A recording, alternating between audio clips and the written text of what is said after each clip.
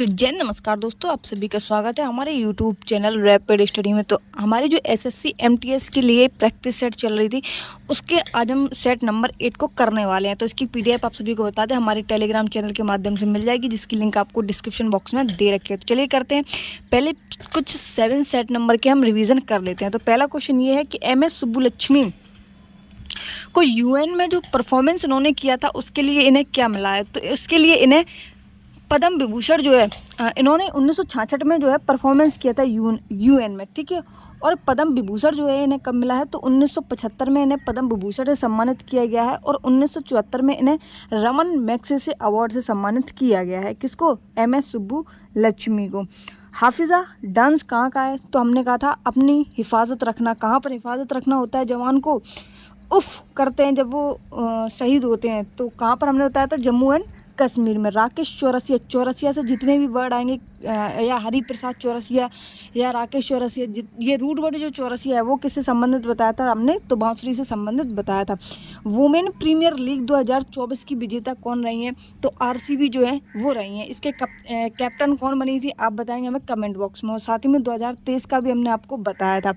कंचनजंगा एकमात्र मिश्रित UNESCO site स्थल, इसको कब जोड़ा गया था? 2016 में जोड़ा गया था। यूनेस्को साइट कितनी है, चलो आप बताएंगे। वैसे तो हम बता दें 7 जो है वो नेचुरल है, 1 मिक्स है, और बाकी की कितनी बची हैं और टोटल में से घटा करके आप कमेंट बॉक्स में बताना। BRO border road and organization जो है, यानी कि BRO का काम क्या होता है, हमने आपको बताया था कि ऊंची ऊंची पहाड़ियाँ जो होती हैं वहाँ पर रोड बनाने का काम जो है वो BRO का होता है। और जो अपने समतल, जैसे मान लो अपने ही एरिया में अगर रोड बनाने का काम दिया जाए हाईवे का, तो वहाँ पर आपने एक शब्द लिखा देखा होगा, ठीक है। वो शब्द आप सभी को पता है, क्या लिखा होता है? NHAI, national highway authority of India, ठीक है। तो BRO का जो है हेडक्वार्टर कहाँ पर है, तो नई दिल्ली में इसका हेडक्वार्टर। और इसकी स्थापना कब होती है, तो 1960 में इसकी स्थापना होती है। किसकी? BRO की। भारत के सेकंड नंबर के जो न्यायवादी बने थे वो कौन थे, तो CK दफ्तरी जो है भारत के न्यायवादी बने थे। और भारत का जो न्यायवादी होता है वो किस आर्टिकल के तहत आता है, तो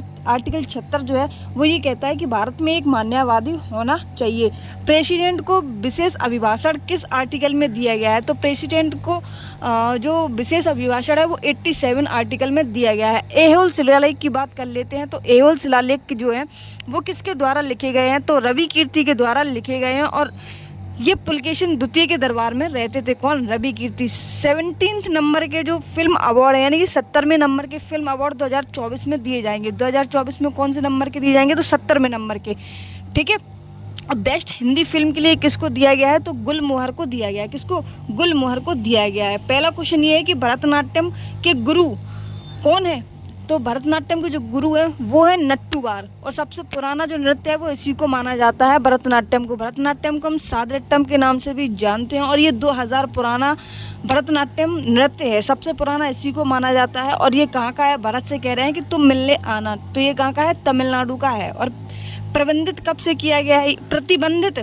प्रतिबंधित कब से किया गया है, तो 1910 से इसको प्रतिबंधित कर दिया। अंग्रेजों के खिलाफ विद्रोह किसने किया था, तो अंग्रेजों के खिलाफ जो विद्रोह है मतलब भरतनाट्यम को लेकर, वो E कृष्ण स्वामी अयंगर ने किया था। और इनके ही ऊपर जो है वो राजद्रोह का मुकदमा चला दिया गया था। फिर इसको पुनः उद्धार इसका किसने किया था, तो रुक्मणी देवी अरुंडेल ने इसको 1936 में जो है इसको पुनः इसका जो जीर्णोद्धार है वो कर दिया गया था, ठीक है। और कब? और इन्होंने क्या किया था, रुक्मणी देवी अरुंडेल ने, तो कला के क्षेत्र में इन्हें फाउंडेशन, कला क्षेत्र फाउंडेशन में इन्हें कहाँ पर? चेन्नई में। शिल्पादिक्रम बुक इनकी है, तो शिल्पादिक्रम जो बुक है उसमें भरतनाट्यम का जो वर्णन है वो दिया गया है, ठीक है। शिल्पादिक्रम किसके द्वारा लिखित है, तो ये तमिल एक लेखक थे। कौन? एलिंगो अदिगल, इनके द्वारा ये लिखित है, ठीक है। अवनय दर्पण की बात कर लेते हैं, तो ये किसके द्वारा है लिखित, तो नंदी केशर के द्वारा ये लिखित है। ये भी एक अवनय दर्पण जो है किसके द्वारा है, तो नंदी केशर के द्वारा। भरतमुनि की बात कर लेते हैं, तो भरतमुनि ने कौन सी पुस्तक लिखी है? नाट्य शास्त्र लिखी है। भरतनाट्यम में कितनी शैलियाँ होती हैं, तो भरतनाट्यम में जो है वो 7 शैलियाँ होती हैं, ठीक है। कौन कौन सी होती हैं, तो पंडानुवार शैली होती है, तंजौर शैली होती है, बुछुबर शैली होती है, और कला क्षेत्र शैली जो है ये होती हैं, ठीक है। फाउंडर कौन है? पड्डा नल्लूर शैली की, तो पड्डा नल्लूर शैली की जो फाउंडर है वो है मीनाक्षी सुंदर पिल्लई। और तंजौर शैली की कौन है, तो तंजौर ए चतुस्क जिनको बोलते हैं हम, ठीक है। बाकी चेन्नई और पोन्नई, आपने एक पोन्नई सेल्वम मूवी सुनी होगी, पोन्नई सेल्वम पार्ट 1 और पोन्नई सेल्वम पार्ट 2, तो ये सभी वहीं से संबंधित है। बाजूपुर शैली की बात कर लेते हैं तो रमैया पिल्लई, शिवानंदन और बंडी वेलू, ये किससे संबंधित हैं, तो बंजूपुर शैली से संबंधित है। कला क्षेत्र शैली की बात कर लेते हैं तो कला क्षेत्र शैली से कौन आती है, ये आती है रुक्मणी देवी अरुणडेल, ठीक है, जिन्होंने भरतनाट्यम को पुनर्जीवित मतलब पुनर्देर स्थापित कर दिया गया था, ठीक है।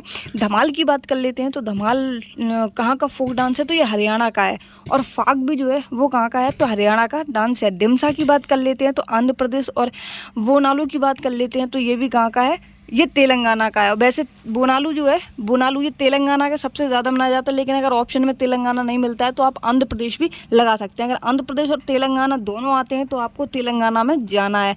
टिप्पणी की बात कर लेते हैं, गरबा, गरबी, डांडिया, पदर, भवई, सिद्धि, धमाल, ये कहाँ के हैं, ये सभी कहाँ के हैं, गुजरात के हैं। कहाँ के हैं, गुजरात के हैं। और गरबा जो है वो अभी इंटेंजिबल कल्चरल हेरिटेज की यूनेस्को की साइट में इसको जोड़ा गया है। किसको, गरबा को।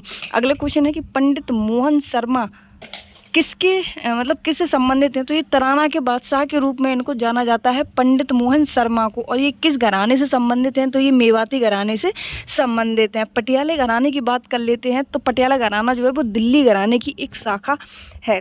किसकी शाखा है, एक दिल्ली घराने की शाखा है, जिसके फाउंडर यानी कि संस्थापक कौन है, फ़तेह अली खान है।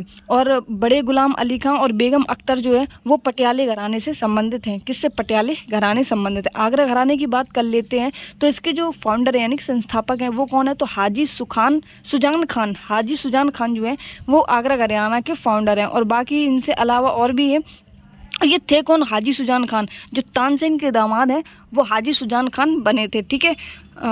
इसके अलावा लतीफ़ खां और फ़याज़ खां जो है वो आगरा घराने से संबंधित है। सबसे पुराना घराना कौन सा है, तो सबसे पुराना घराना ग्वालियर घराना है। कौन सी लोकगीत शैली पश्चिम बंगाल, असम व बांग्लादेश के कुछ हिस्सों में लोकप्रिय है, तो भवैया जो है वो इन असम में भी है, पश्चिम बंगाल और बांग्लादेश के हिस्सों में। कौन सा लोकगीत, तो भवैया लोकगीत, कौन सा, भवैया। रेखमपाड़ा की बात कर लेते हैं तो अरुणाचल प्रदेश जो है वो रेखमपाड़ा, आपने रेखमपाड़ा सुना होगा, तो वो यहीं का है, ठीक है। रोपी लोकगीत जो है वो भी कहाँ का है, वो भी यहाँ का है, अरुणाचल प्रदेश का। चालो कहाँ का है, तो हरियाणा का है। कहाँ का है, हरियाणा का है। चित्रकारी अल्पना चित्रकारी ये कहाँ की है, तो अल्पना जो चित्रकारी है वो है पश्चिम बंगाल की। कहाँ की, पश्चिम बंगाल की। और ब्यूला भी यहीं की है। कहाँ की, यहीं की, पश्चिम बंगाल की। टप्पा और जुगानी की बात कर लेते हैं तो ये कहाँ की है, ये पंजाब की है। दस्कतिया की बात कर लेते हैं तो ये कहाँ की है, उड़ीसा की है। लोटिया और पखंडा कहाँ की है, तो राजस्थान की है। चकरी, भाखा, ये गीत कहाँ के हैं, ये गीत हैं जम्मू एंड कश्मीर के। बोर गीत और टोकरी गीत कहाँ के हैं, तो ये असम के हैं। जिक्र भी कहाँ का है, तो ये असम का है।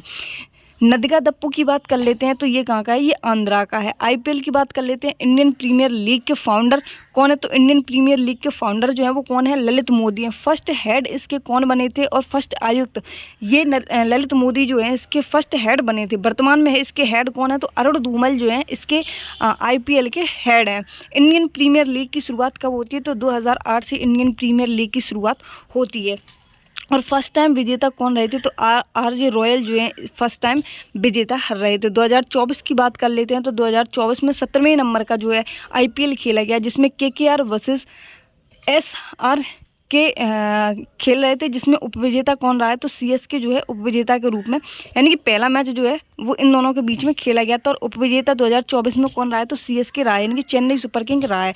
और चेन्नई सुपर किंग और मुंबई इंडियंस ये कितने बार विजेता रह चुके हैं, तो ये 5 बार दोनों बराबर विजेता रह चुके हैं। सर्वाधिक में या तो मुंबई इंडियंस आएगा या फिर चेन्नई सुपर किंग्स आएगा।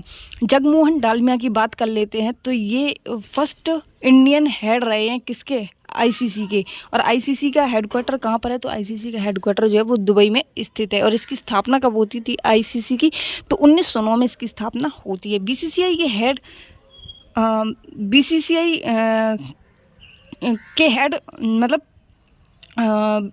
हेड वर्तमान समय में कौन है, तो जैसा जो है वो आईसीसी और एसीसी के हैं, नहीं सॉरी, आईसीसी और एसीसी के हैं कौन, जैसा और बीसीसीआई की स्थापना कब होती है? तो बीसीसीआई की स्थापना जो है वो 1928 में होती है। फर्स्ट मैच जो है आईपीएल का, किसका? आईपीएल का 2024 में वो किसके किसके बीच में खेला गया? तो सीएसके और आरसीबी के बीच में खेला गया, और सीएसके जो है वो विजेता रही है। और ये कहाँ पर खेला गया है? फर्स्ट मैच तो चेन्नई में ये खेला गया, और किस स्टेडियम में खेला गया? तो चिदम्बरम स्टेडियम में खेला गया था। ठीक है। इसके अलावा सर्वाधिक रन किसने बनाए थे? तो विराट कोहली ने जो है वो सर्वाधिक रन बनाए थे। सर्वाधिक विकेट किसने लिए थे? तो हर्षद पटेल ने सर्वाधिक विकेट जो है वो लिए थे। सबसे मूल्यवान खिलाड़ी कौन थे? तो सुनील नारायण जो है वो सबसे मूल्यवान खिलाड़ी इसमें चुने गए थे। इमर्जिंग प्लेयर किसको चुना गया था? तो नीतीश कुमार रेड्डी, जो कि SRH से संबंधित हैं। सबसे महंगे खिलाड़ी कौन थे? तो मिशेल स्टार्क जो है वो मिशेल स्टार्क कहाँ के थे? तो ऑस्ट्रेलिया के थे। फर्स्ट पैरा ओलंपिक खेल कहाँ पर खेले गए थे? तो फर्स्ट पैरा ओलंपिक खेल 1960 में इटली रोम में खेले गए थे। पैरा ओलंपिक के जनक किसको कहते हैं? तो जीरोलॉजिस्ट गुहमान को कहा जाता है। किसको? जीरोलॉजिस्ट गुहमान को कहा जाता है। ये कहाँ के थे? तो ये इंटरनेशनल पैरा ओलंपिक समिति की स्थापना कहाँ होती है? तो ये जर्मनी बॉन में होती है। और कब होती है? तो 22 सितंबर 1989 को इसकी स्थापना होती है। इंडियन पैरा ओलंपिक समिति का गठन कब किया जाता है? तो 1992 में इंडियन पैरा ओलंपिक समिति का गठन किया जाता है, जिसके फर्स्ट हेड किसको चुना जाता है? रतन सिंह को चुना जाता है। वर्तमान में हेड कौन है? तो देवेंद्र झाझरिया जो है, जो किस स्टेट से संबंधित हैं? तो राजस्थान से संबंधित हैं। 2024 में कौन से नंबर के पैरा ओलंपिक खोले गए हैं? तो 17वें नंबर के पैरा ओलंपिक 2024 में खेले गए हैं, जिसमें 29 मेडल जो है वो प्राप्त हुए हैं, जिसमें 7 गोल्ड, 9 सिल्वर और 13 ब्रॉन्ज जो है वो शामिल हुए हैं, जिसमें 18वीं रैंक जो है भारत की रही है। किसमें? पैरा ओलंपिक में। फर्स्ट महिला हेड कौन रह चुकी हैं पैरा ओलंपिक की? तो फर्स्ट फीमेल हेड जो है वो दीपा मलिक रह चुकी हैं। 1945 में यूएनओ के चार्टर पर हस्ताक्षर कितने देशों ने किया था? तो 1945 में जब यूएनओ की स्थापना होती है तो उस टाइम 51 देशों ने जो है हस्ताक्षर किए थे। कितने? 51 देशों ने। यूएन की आधारभूत संधि थी, भारत भी इसमें शामिल था। 51 देश में 6 अंग बनाए गए थे, और इसका जो हेडक्वार्टर है यूएनओ में 6 अंग हैं, और हेडक्वार्टर कहाँ है इसका? तो न्यूयॉर्क में इसका हेडक्वार्टर है। और 51वां लास्टवां देश कौन सा था? तो जिसने साइन किए थे तो पोलैंड था। कौन था? पोलैंड। 24 अक्टूबर 1945 को जो है यूएनओ की स्थापना होती है, और इसका हेडक्वार्टर जो है वो न्यूयॉर्क में चुना जाता है। इंटरनेशनल कोर्ट की बात कर लेते हैं, तो इंटरनेशनल कोर्ट का हेडक्वार्टर कहाँ पर है? तो द हेग नीदरलैंड में स्थित है। यूएन चार्टर की बात कर लेते हैं, तो यूएन चार्टर जो है उसमें एक प्रस्तावना है, 3 में अनुच्छेद 111 में अनुच्छेद और 19 अध्याय हैं। कितने? एक प्रस्तावना है, 111 अनुच्छेद हैं, 19 अध्याय हैं यूएन के चार्टर में। 193 देश इसमें शामिल हैं। किसमें? यूएनओ में। और 193 देश की बात कर लेते हैं, तो ये कौन सा है? तो दक्षिणी सूडान जो है वो इसमें शामिल है। ठीक है। श्रीलंका की सबसे ऊंची चोटी कौन सी है? तो श्रीलंका की सबसे ऊंची चोटी है माउंट पेड्रो। कौन है? माउंट पेड्रो है, जिसको हम अन्य किस नाम से जानते हैं? तो पिदरुत लगला के नाम से जानते हैं। भारत की सबसे हाईएस्ट पीक कौन सी है? तो भारत की सबसे हाईएस्ट पीक है गॉडमैन ऑस्टिन, जिसको हम K2 के नाम से भी जानते हैं, जो कि POK में स्थित है, पास में ही स्थित है। मतलब अदर देश में नहीं है। सबसे लंबी नदी कौन सी है? तो सबसे लंबी नदी जो है वो भारत की कौन सी है? गंगा है, जिसकी लेंथ कितनी है? 25 किलोमीटर, यानी कि 2525 किलोमीटर इसकी लेंथ है। नेशनल गेम की बात कर लेते हैं, तो नेशनल गेम किसको कहा जाता है? वॉलीबॉल को कहा जाता है। ठीक है। और नेपाल को भी इसको, मतलब गिल्ली डंडा यहाँ का नेशनल गेम है। कहाँ का? नेपाल का। और भूटान की बात कर लेते हैं, तो भूटान का जो है वो कौन सा है? तो भूटान का जो है वो तीरंदाजी है, वॉलीबॉल। ठीक है। वॉलीबॉल। और किसकी बात कर लेते हैं, तो वॉलीबॉल जो है वो यूएनओ का भी राष्ट्रीय खेल है। कौन सा? वॉलीबॉल।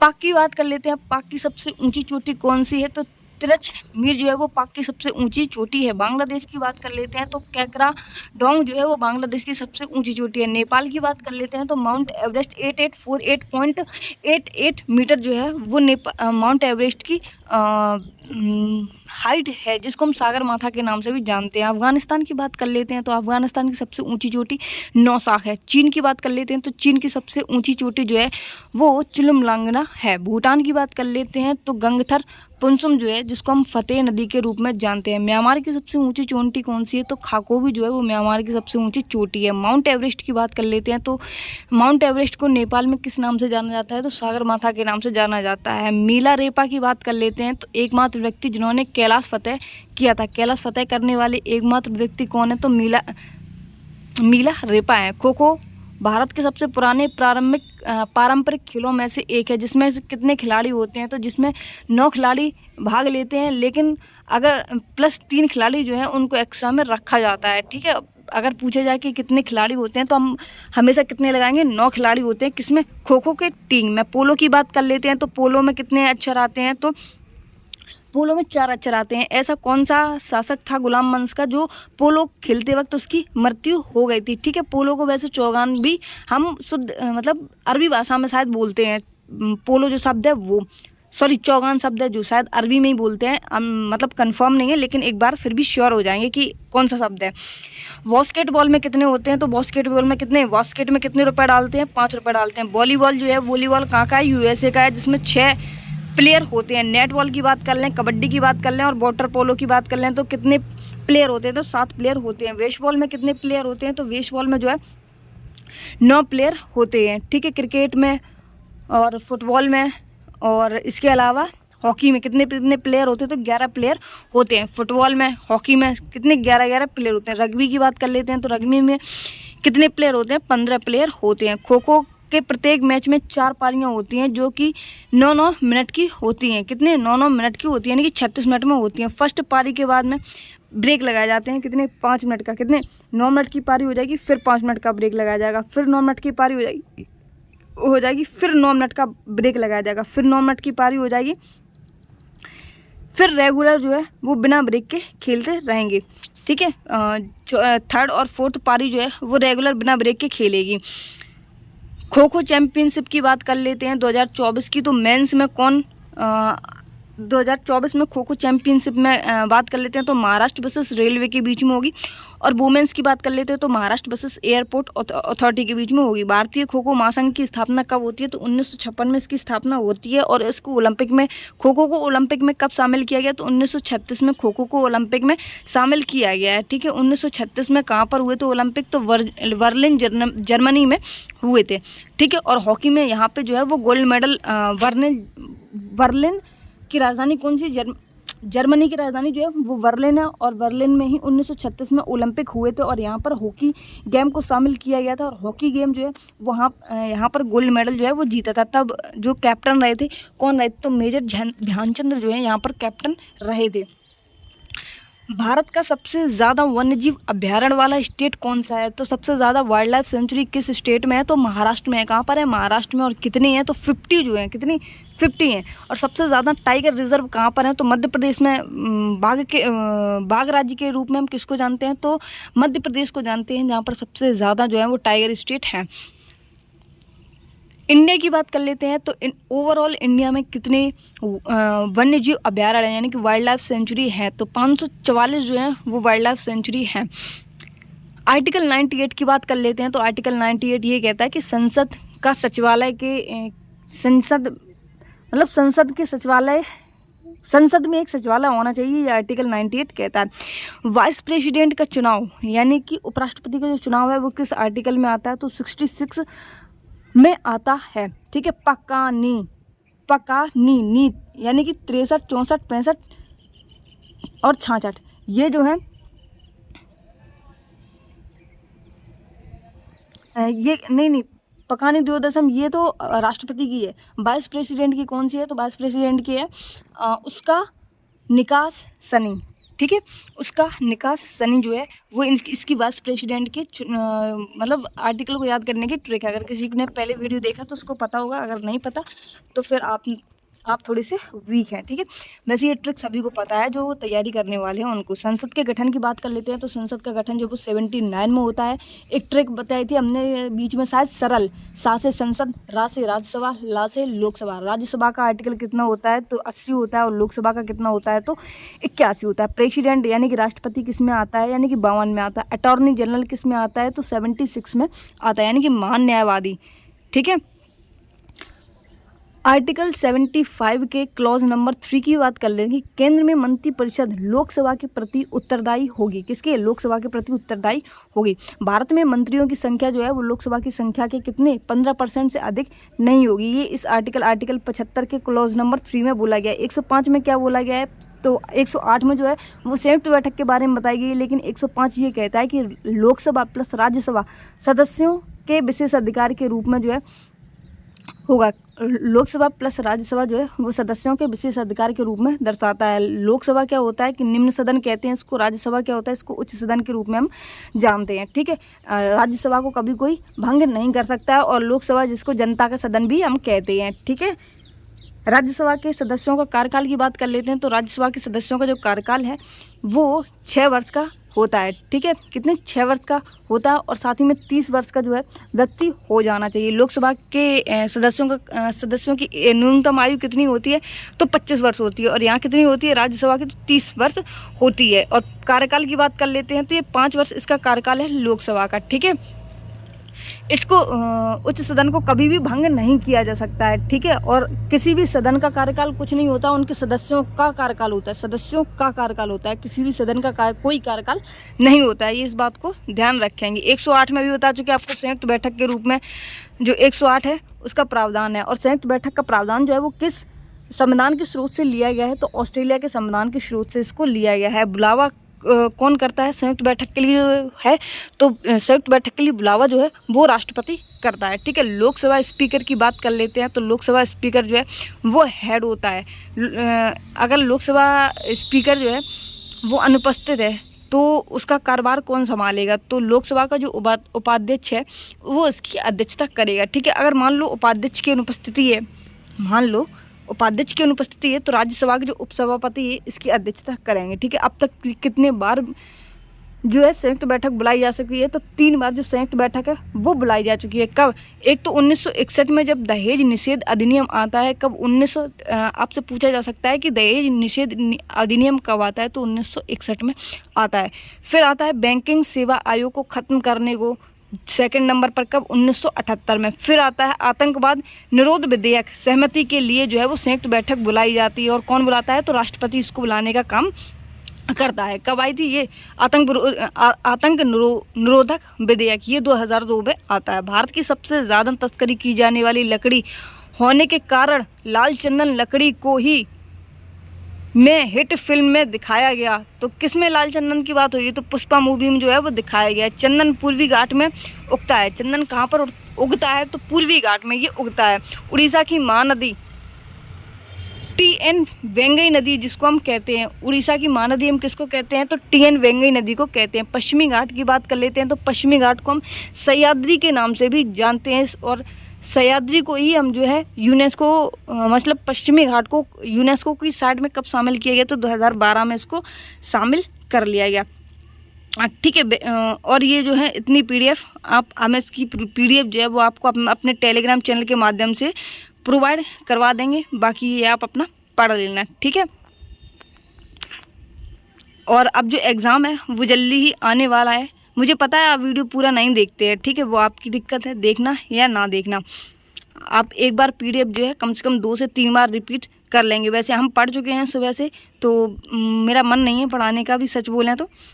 बाकी आपको इसकी PDF और नेक्स्ट PDF और पेपर भी जो है इसका आने वाला है। तो मिलते हैं अपने नेक्स्ट वीडियो में, तब तक के लिए जय हिंद एंड बाय बाय। ठीक है, इसकी PDF आपको हमारे टेलीग्राम चैनल पर मिल जाएगी, आप जाकर एक बार ज़रूर विज़िट कर लेना। और साथ ही में इसकी नेक्स्ट में अब जो आएगी। और आज का क्वेश्चन ये है कि हरित हाइड्रोजन सम्मेलन 2023 कहाँ आयोजित हुआ है?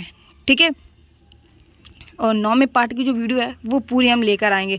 और जैसे ही 10वीं कंप्लीट हो जाएगी, एक से लेकर 10 तक जो है वो वीडियो बनाने की कोशिश हम करेंगे। मिलते हैं अपने नेक्स्ट वीडियो में, तब तक के लिए जय हिंद, बाय बाय।